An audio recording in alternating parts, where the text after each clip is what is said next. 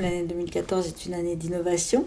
On a mis en place une organisation qui répond aux attentes, aux objectifs de nos clients, une organisation qui est mise en place par rapport aux problématiques, aux enjeux des clients, qui est incarnée par un quatuor, on appelle ça un quatuor chez nous. Donc il y a le Global Account Manager qui lui s'occupe de toute la relation client, qui est en charge de la garantie de la prestation et de la compréhension des marchés. Ensuite on a le planeur stratégique qui lui prend en charge la réception du brief et qui va jusqu'à l'architecture de communication, qui est très novateur en agence.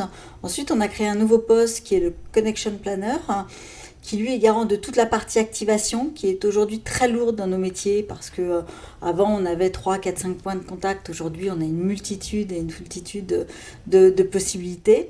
Et enfin le data manager, qui lui est le garant de toute la partie data, de sa compréhension, de sa digestion, j'ai envie de dire, et de son utilisation pour le service de l'annonceur, et qui est au service lui aussi de toute cette boucle vertueuse où les uns doivent travailler avec les autres, et ils sont d'ailleurs physiquement les uns à côté des autres. On se définit aujourd'hui comme une agence de content et des connexions. On a une vision aujourd'hui en système et non plus en silo, qui s'appuie sur notre connaissance des différents points de contact et de leur utilité dans une plateforme de com, avec des outils extrêmement puissants comme le Connection Simulator que l'on développe aujourd'hui pour l'ensemble de nos clients.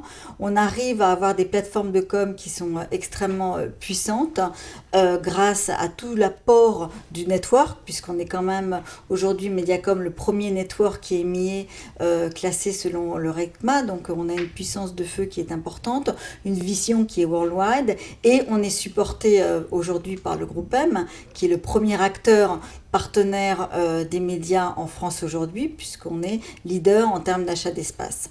Avec Groupe M, on envisage aussi les différents sujets qui seront nos sujets de demain et qui sont déjà ceux d'aujourd'hui, avec la data bien évidemment, le programmatique et d'autres sujets en cours.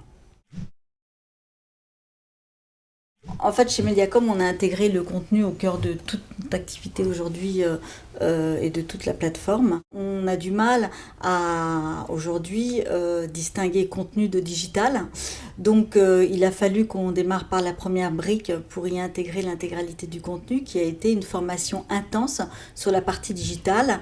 Et je suis fière de dire aujourd'hui que l'ensemble de nos collaborateurs ont été formés sur une formation qui a duré tout au long d'une année, sur tous les points de contact digitaux et comment y intégrer le contenu au sein de ces points de contact. Donc ça a été plus de 18 formations pour l'ensemble des collaborateurs. Ça a été aussi d'imaginer des nouveaux métiers, donc du screen planning, du vidéo planning, du digital display, presse planning. Donc on a inventé des nouveaux métiers, et puis on en inventera d'autres demain bien évidemment. Donc il y a bien évidemment le groupe Volkswagen et puis le groupe Danone. Volkswagen avec la marque Volkswagen et Seat. Volkswagen qui a su allier engagement et performance en ayant des opérations tout au long de l'année, notamment celle sur la Golf GTI. Et Seat, donc la première marque automobile qui a créé une plateforme de comparaison entre sa gamme de produits et ses concurrents, ce qui est quand même à noter parce que c'est une innovation dans le monde de l'automobile.